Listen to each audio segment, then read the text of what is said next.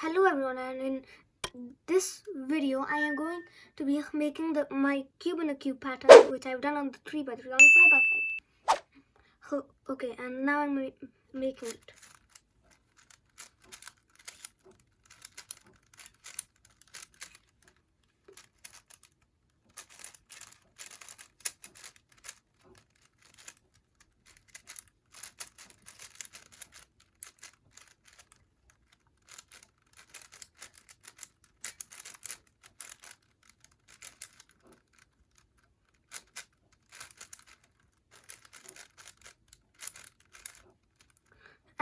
And that's the pattern.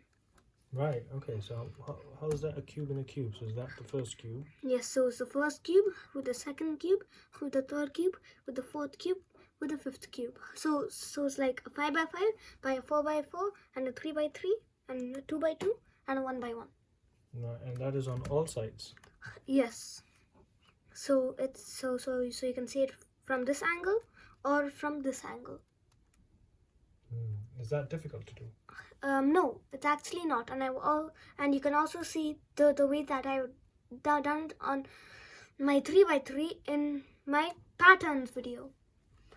Thank you for watching this video of me making the 5x5 cube in a cube pattern.